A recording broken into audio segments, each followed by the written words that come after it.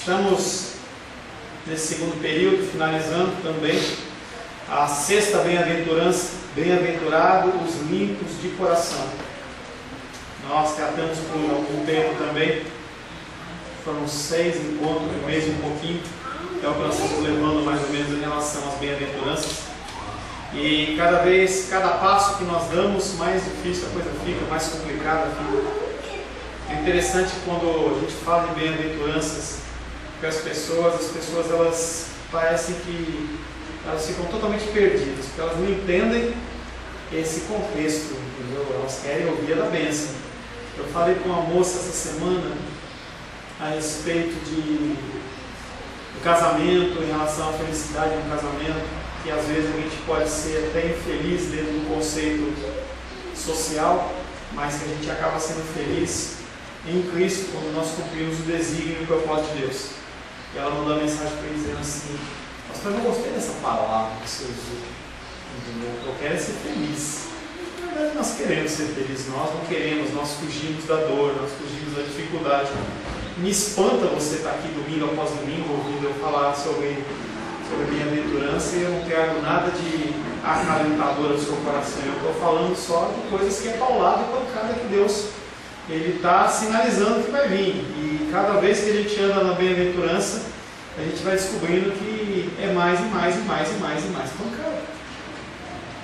Usei bastante esse exemplo essa semana com algumas pessoas, em que se uma pessoa ela vai no médico com uma dor,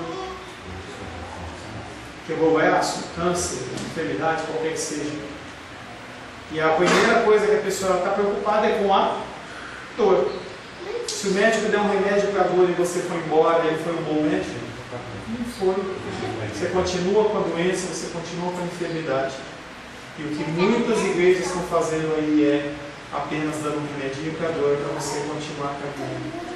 Tem pastores que falam: você vem aqui na igreja porque você vai receber o combustível para a semana. Se o combustível da tua semana for a minha vida, você está perdido. Você tem que ter uma vida de jejum, de oração, de busca da palavra, de oração, de leitura. Se você não tem, é complicado. Mas as pessoas elas acham que simplesmente alguém determinar ou falar alguma coisa boa, você vai estar guardado. Não é assim.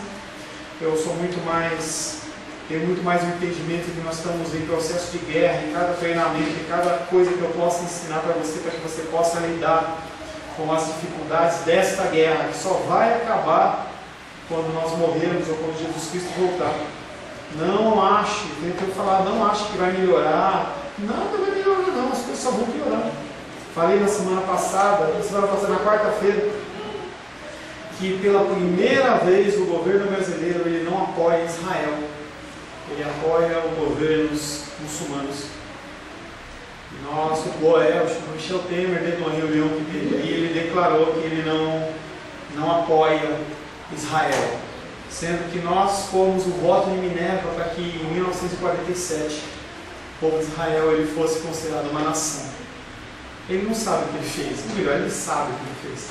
Ele fez de propósito, mas isso vai complicar um pouco mais a nossa situação como pessoas, entendeu? Como povo. Mas nós temos que continuar caminhando.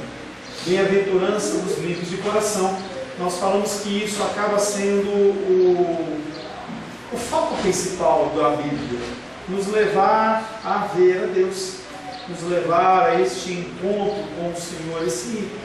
Esse momento sublime em que nós não estaremos na presença do Senhor por causa de um julgamento, mas nós estaremos na presença do Senhor para viver e contemplá-lo face a face por toda a eternidade. Nós não conseguimos ter essa limpeza de coração por nós mesmos. Nós falamos que a nossa grande dificuldade é o nosso coração. E aí nós tratamos muito sobre o coração. Coração que na verdade reflete a parte imaterial do ser humano. Nós basicamente temos uma parte material e uma parte imaterial.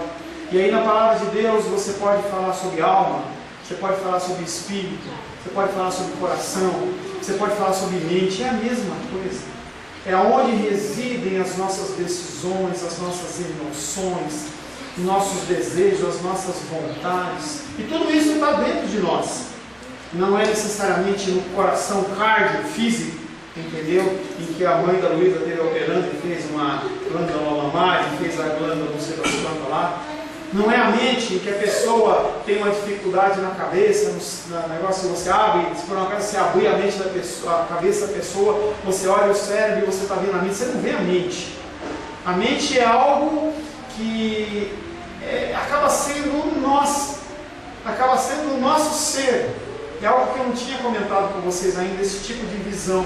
Porque quando você olha na Bíblia, o espírito, a alma, a mente, o coração, é a mesma coisa.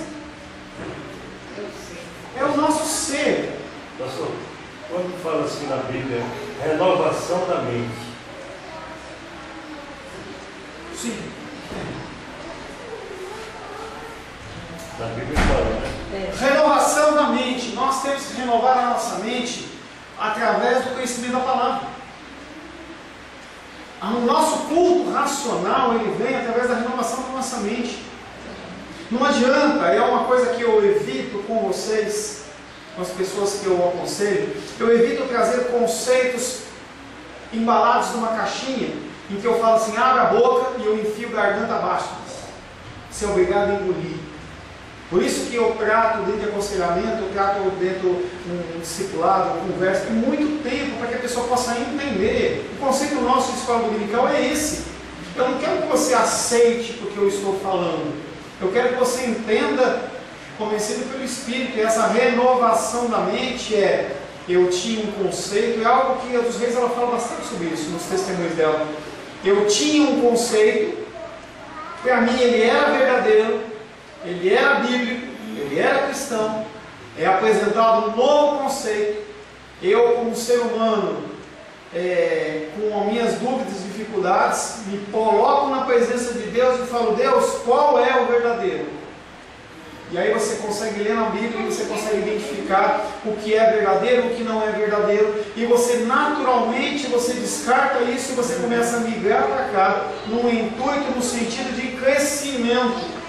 Em certo momento, aquele conhecimento que você tinha, ele era verdadeiro por teu status de crescimento espiritual. A partir do momento em que você aprende um pouco mais, você precisa deixar as coisas de criança para pegar as coisas de adulto, e aí as coisas começam a ficar um pouco mais complexas.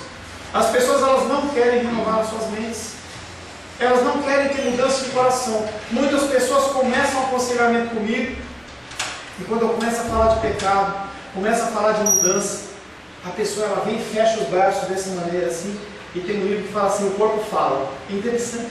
Se a pessoa fizer isso na tua frente, colocar os pezinhos na cadeira assim, ela está falando assim, finquei a minha âncora aqui, tudo que você falar para mim eu não quero mudar, eu acredito nos meus conceitos.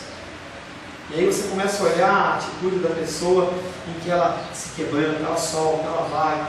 É tão interessante. Mas a grande maioria das pessoas elas não querem mudar.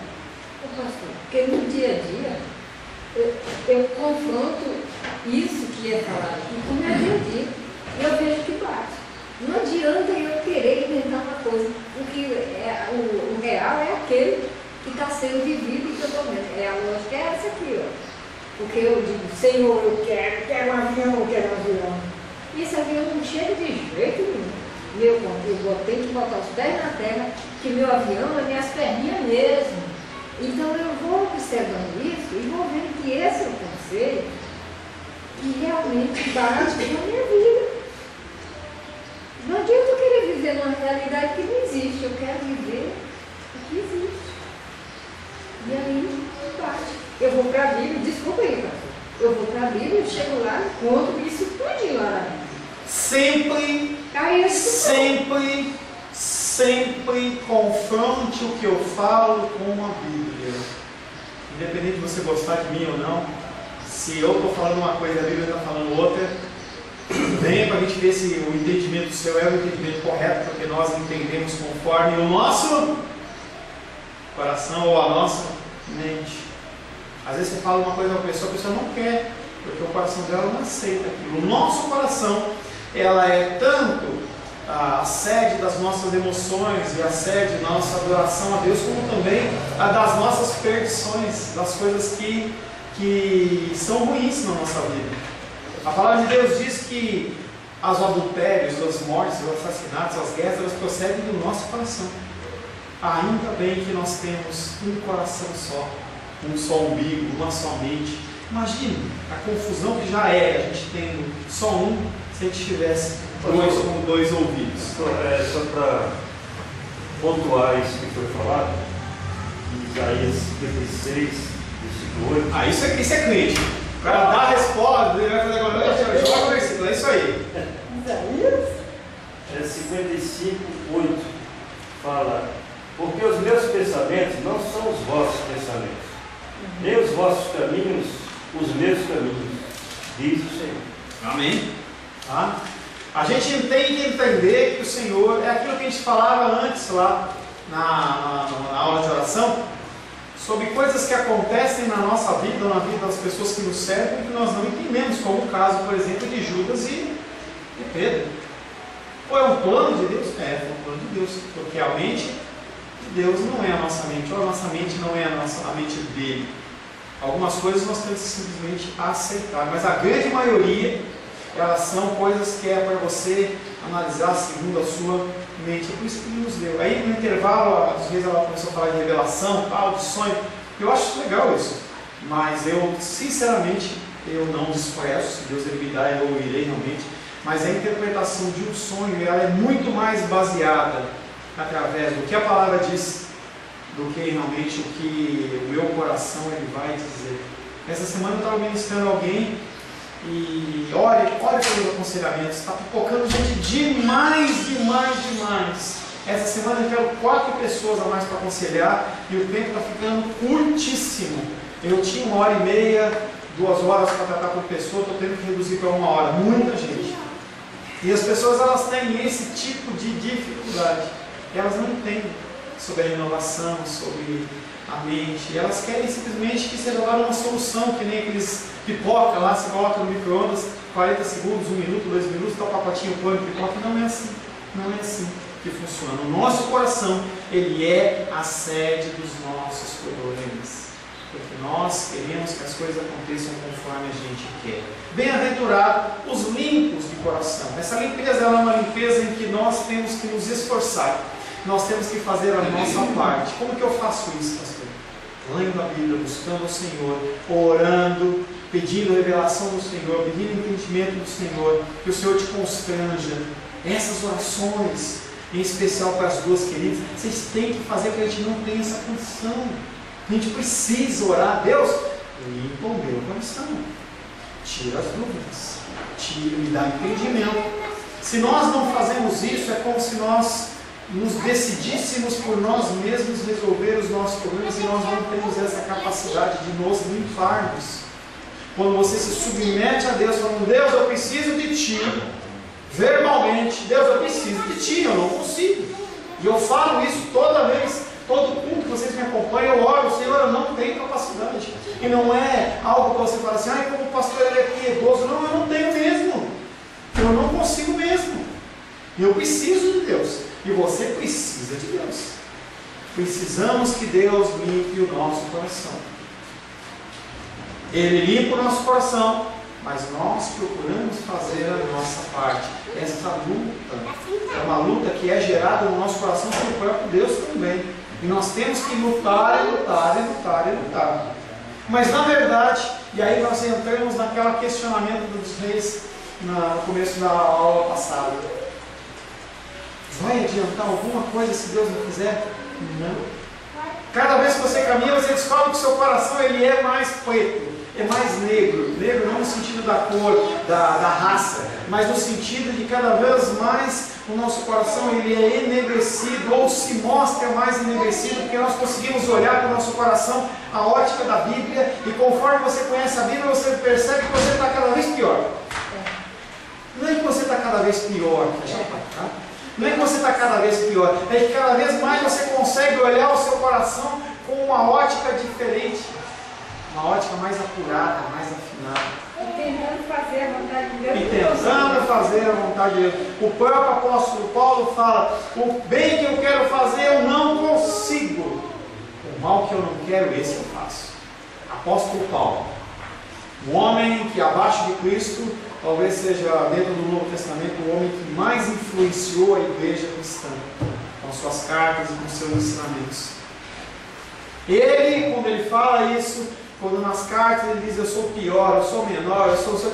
ele está identificando o coração dele como um coração pecador, mesmo vivendo, mesmo tendo todas as coisas. Bem-aventurados aqueles que são limpos de coração, porque verão a Deus. E nós falamos sobre essa ver a Deus. Nós hoje, como seres humanos, nós conseguimos ver a Deus de uma maneira imaculada, de uma maneira obscurecida. Nós lemos versículos a respeito disso, nós olhamos para Deus como se nós víssemos através de uma lente enfumaçada. Nós conseguimos ver Deus através das experiências que nós temos. Nós vemos a mão de Deus. Nós vemos a mão de Deus através da natureza, através da chuva, através dos relâmpagos. Eu lembro que certa vez eu tive uma experiência com Deus que foi muito forte na minha vida. Não aconteceu nada, não apareceu anjo, nada disso. Eu sempre pedi, mas nunca vi. Eu sei que eu e Rosângela estávamos, a Luísa nem era nascida ainda, estávamos com licença na casa de um amigo nosso, lá em São Paulo, lá em Vinhedo, se não me engano. E era uma casa de uma pessoa muito rica, era uma casa enorme. A janela daquela casa, sem brincadeira, acho que ela tinha uns 4 metros de altura, a altura da janela. Aquela janelona colonial, sabe? A casa do cara era enorme, com piscina e tudo mais. Ele tinha cedido para a gente no fim de semana. E uma coisa que eu sempre persegui, é modo de dizer, mas eu sempre persegui de Deus, é essa unção da cura numa porção sobrenatural, de realmente eu poder tirar essa enfermidade, essa dor, essas dificuldades, em que eu ir lá orar pela dos reis, acabar com a dor do braço que ela reclama. Gente, você não sabe como isso me consome quando eu ouço essas coisas. E eu orava para Deus e falava: Deus, o Senhor me concede, entendeu, essa unção da cura. Eu sei que caiu na minha mão um vídeo de cura divina, coisas maravilhosas. E aí eu vi algumas coisas muito doidas, em que a pessoa orava por uma pessoa cancerígena, e ela colocava a mão na pessoa assim, aí começava a orar dentro da igreja, e a igreja glorificando, quando as pessoas começavam a olhar para ela como uma pessoa melhor, ela parava e disse: não, glória a Deus. E aí as pessoas voltavam, ela começava a orar, e você via escorrendo assim, aquele caldo pleito assim, do câncer na mão dela, e ela saía com aquele tumor na mão, um negócio doido, uma igreja coreana. E eu acredito que Deus ele age dessa maneira sobrenatural. Mas eu sei que aquilo ali começou a me dar um pouco de ânsia de vômito, porque tinha algumas coisas de podridão, algumas coisas assim, meio assim, forte. Eu desliguei, e Deus falava assim: não, assiste, isso é glória. Falava comigo: é a minha glória. E aí eu assisti aquilo lá, meio passando mal sozinho. E eu parei assim na frente daquela janela, e coloquei uma tempestade muito forte, em que a casa estava em cima do monte, eu via aqueles raios cortando assim. E eu só falava glória a Deus. Deus ele se mostra, mas mesmo assim é de uma forma maculada. Na verdade, nós vamos ver Deus face a face quando nós estivermos perante Ele. Bem-aventurados aqueles que são limpos de coração, porque eles verão a Deus. Eu creio que nós vamos ver Deus face a face. Como nós podemos começar a purificar ou tentar purificar desde esse momento, mas no fim dos seus dias o seu coração continuará tão negro quanto é agora? Essa é a realidade. Quanto mais você estuda, quanto você mais anda no cristianismo, você percebe que você é mais e mais sujo. Temos a nossa responsabilidade humana, eu tenho usado essa terminologia muito com vocês. Responsabilidade humana, nós temos que fazer a nossa parte. O problema do Brasil não são os políticos corruptos, não é a medicina, não é a educação, mas é porque nós, como brasileiros, nós somos corruptos. Você recebe um troco a mais, você não devolve. Não estou falando no sentido específico, no sentido lato, no sentido literal do povo brasileiro. Você vê uma dificuldade de uma pessoa, você quer tirar vantagem. Nós, como povo, fazemos isso. É aquela maldita propaganda do Gerson, jogador de futebol, de 1980 mais ou menos. Nós temos que levar vantagem em tudo, certo? E o brasileiro parece que pegou isso aí. Se eu tiver que danificar, prejudicar alguém em detrimento de mim, que assim o seja. Meu filho comprou uma moto lá em Cuiabá e o cara era amigo dele, era uma pessoa que andava com ele e falou com ele, olha, essa moto ela está novinha. Comprou a moto. Passado 1 mês, 2 meses, a moto começou a dar uma série de problemas que não eram problemas mecânicos no sentido de desgaste, mas eram problemas que já haviam, tinham sido maculados, mascarados. E ele foi falar para o cara falou assim, você está com esse problema? Feliz ano novo para você, se vira. Esse é o conceito de ser humano. Então o problema nosso não é o problema da corrupção, o problema é do ser humano. O governo é feito de seres humanos corruptos. A medicina, estava no meu médico urologista e o médico estava falando assim, conversando comigo sobre medicina, ele falou assim, que a maior preocupação que ele tem é ir no médico, ele como médico. Que até hoje ele carrega no coração dele a dúvida se o pai dele não morreu há 2, 3 anos atrás, porque teve que fazer uma operação em que o médico falou que precisava colocar um catéter, não sei das quantas, um não sei o que da quanto no coração, e que quando colocou, o pai dele teve uma reação e faleceu. E depois foi fazer a exumação e chegaram, a necrópsia lá, e chegaram à conclusão que não precisava daquilo. Ou seja, o cara colocou aquilo para ganhar dinheiro.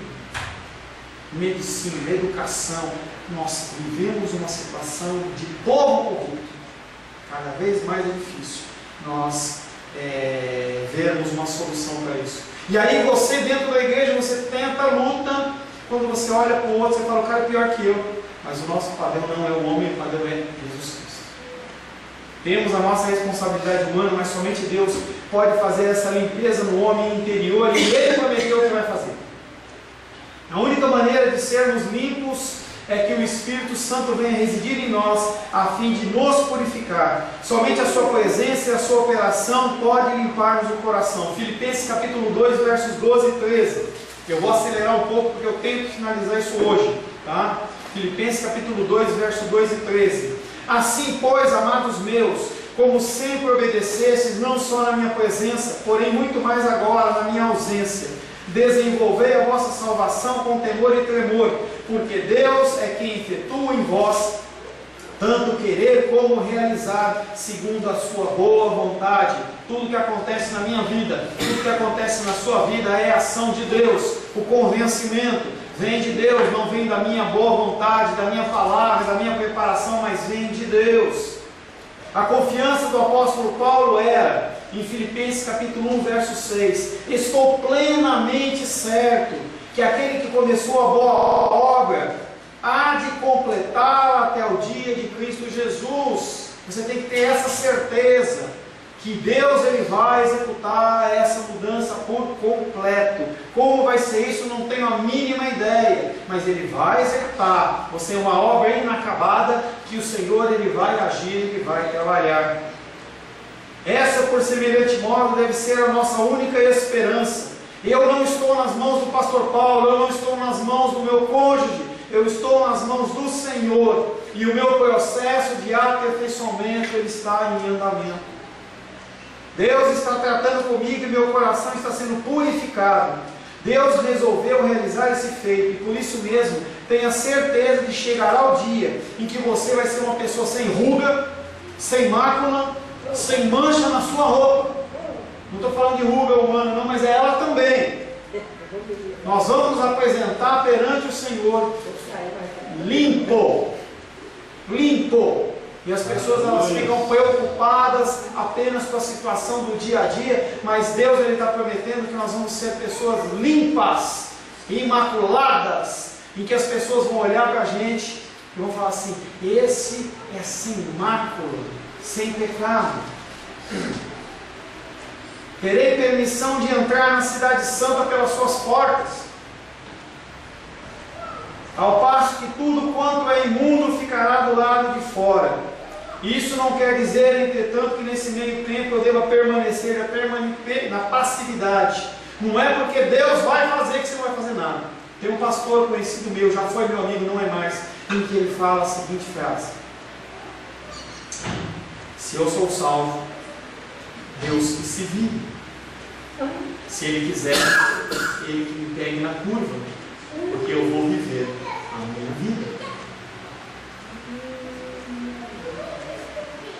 Acredito que a obra é de Deus, mas também creio que a responsabilidade minha, ela existe. Tiago capítulo 4, verso 8 diz: chegai-vos a Deus, e Ele se chegará a vós outros. Purificai as mãos, pecadores, e vós que sois de ânimo dobre, purificai o seu coração. Tiago diz: faz a sua parte, busca a limpeza da sua vida, busca confronto com a palavra, busca entendimento com a palavra. Quero que Deus se achegue a mim, pois do contrário o meu coração ele permanecerá negro de pecado. O fato que eu sei é que em última análise eu não posso limpar o meu próprio coração, em nenhum sentido. Não significa que eu tenho o direito de me arrastar pelas sarjetas da vida. E as pessoas elas falam assim: como superabundou o pecado, superabunda a graça, então eu vou meter o pé na jaca, porque eu vou ser mais abençoado. Não faça isso. Pessoas que fazem e pensam dessa maneira não são salvos, não são convertidos. Pessoas que se colocam numa situação como essa não são salvos. Estão na igreja, são pastores, são líderes e não são salvos, vão para o inferno. Se eu e você agirmos de maneira semelhante, é lá que nós vamos nos encontrar. Está amarrado, pastor? Não adianta amarrar. Tá? Filipenses capítulo 2, verso 12 e 13, alguém abre, e outra pessoa abra Colossenses capítulo 3, versos 5 e 6. Colossenses? Capítulo 3, versos 5 e 6, a Glenda vai ler. Filipenses capítulo 2, versos 12 e 13, Sebastião, vai ficar o casalzinho junto, lindinho, lendo a palavra de Deus. Primeiro é Colossenses, é? Primeiro Filipenses. Filipenses capítulo 2, verso 12 e 13. Assim, pois, amados meus, como sempre obedecestes, não só na minha presença, porém, muito mais agora na minha ausência, desenvolvei a vossa salvação com temor e tremor, porque Deus é quem efetua em vós, tanto querer como realizar, segundo a sua boa vontade. Esse versículo, os dois versículos, tem muitos ensinamentos, a gente podia perder com certeza alguns encontros para falar dele, mas eu vou focar num aspecto especial, em que o apóstolo Paulo está exortando a igreja de Filipos, uma cidade, dizendo: gente, seja crente não só na igreja, mas seja crente fora da igreja, entre os seus amigos, entre as pessoas que te cercam, você no seu lar. Igual.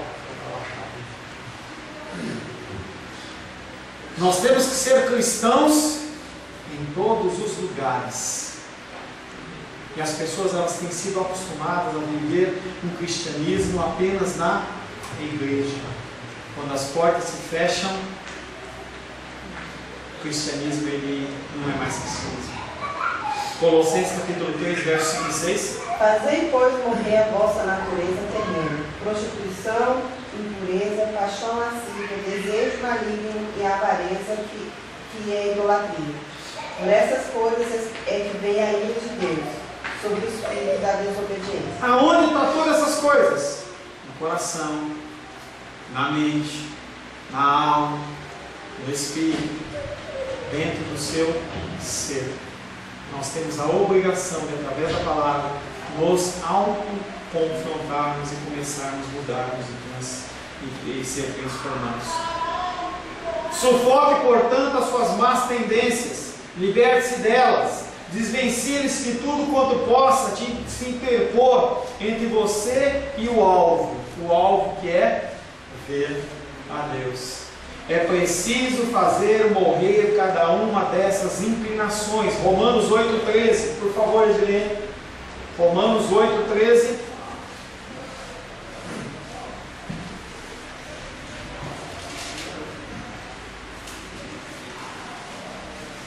Porque se viver segundo a carne, caminhais para a morte, mas se pelo Espírito mortificarmos os feitos do corpo, certamente vivereis. É a luta entre a sua mente e a sua mente, entre seu coração e seu coração, entre a sua alma e a sua alma, entre o seu espírito e o seu espírito, entre a sua vontade e a sua vontade. E aí é o versículo que o Sebastião leu. Nós temos que mudar pela renovação da nossa mente. Identifica.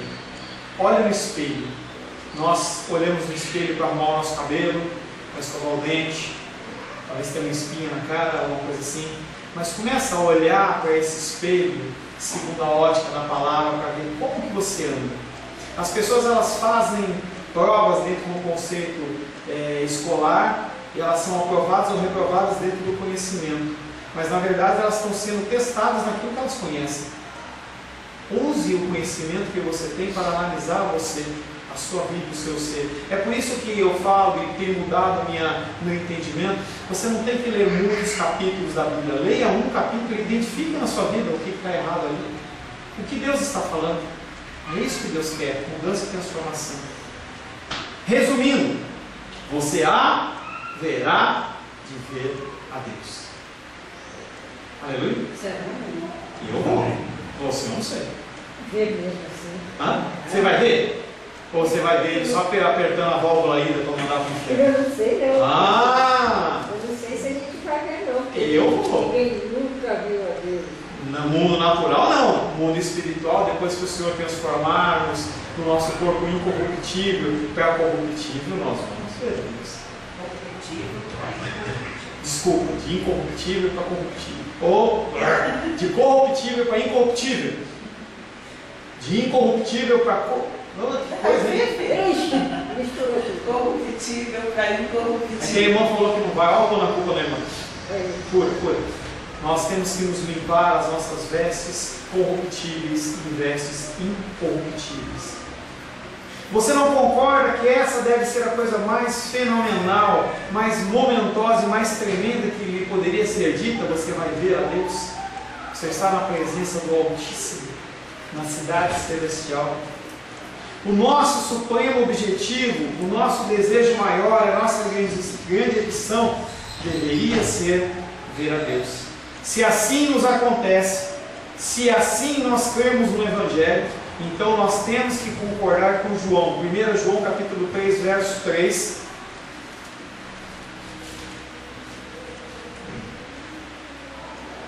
João capítulo 3, verso 3 diz: e a si mesmo se purifica todo o que nele tem essa esperança, assim como ele é puro. Se você tem essa esperança que realmente ele vai continuar mudando a sua vida, te transformando, até chegar ao ponto de você ver a Deus, você tem que crer que ele mesmo purifica. Ele é aquele que gera em nós toda essa esperança e nos transforma, porque ele mesmo, ele é puro. O tempo, ele é urgente. Você e eu não dispomos de muito tempo para nos prepararmos devidamente. Quando você vê a noiva se preparando, ela tem o dia da noiva. O Lucival, ele contou um fato para mim, eu vou contar superficialmente. O Samuel não está aqui, que o amiguinho dele, foi para Caldas Novas e sofreu um acidente, morreu. Uma criança de 10 anos de idade. Qual é o tempo? Quanto tempo você tem para se preparar? As pessoas, elas olham, quando você olha para os jovens falam assim: está muito novo ainda, depois eu vejo. E aí uma criança como essa, eu sempre falo: plano de Deus. Plano de Deus. O tempo urge. Já se aproxima a data da grande recepção. Em certo sentido, o cerimonial foi todo detalhado. Você e eu estamos somente esperando pela audiência com o grande rei. Pergunto: você está na expectativa dessas maravilhas? Ou você está mais preocupado com a tua vida no dia a dia? Você está se preparando para o dia de encontro com o Senhor? Você investe mais tempo no que? Você não se sente acanhado nesse momento pelo fato de que tem desperdiçado tanto do seu tempo em coisas que não somente nada lhe servirão naquela gloriosa ocasião, mas acerca das quais você se sentirá profundamente envergonhado? Você, eu não sei, mas eu me sinto envergonhado muitas vezes pelo desperdício de tempo com coisas. coisas que eu não deveria estar fazendo e eu faço. Quanto tempo eu perco vendo televisão, fazendo isso? Ontem aconteceu uma coisa muito interessante. Eu tenho tido essa prática com a minha filha de sempre ler um capítulo bíblico com ela de dormir. E aí eu leio um salmo para ela que falava sobre alguma coisa de julgamento. E aí eu fui escovar dente. Estou separado da minha esposa de corpos há uma semana. Na verdade, eu estou com essa gripe e ela sente um calor, ela liga o ar-condicionado no talo e eu não estou aguentando, então estou dormindo no outro quarto. Tá? Não estou separado da Rosângela.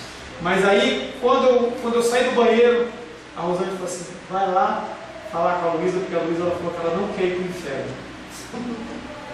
Aí eu achei estranho que eu fui lá, ela falou assim: papai, eu achei legal demais. É a segunda vez que ela faz isso. Papai, eu não quero ir para o inferno, eu quero que você me ensine a ser uma pessoa cristã, uma pessoa... Na verdade, o cerne dela não é conhecer Deus, ela quer se livrar do inferno. Tá? É um pensamento inicial, mas o temor das coisas por vir. Será que você e eu, nós temos temor?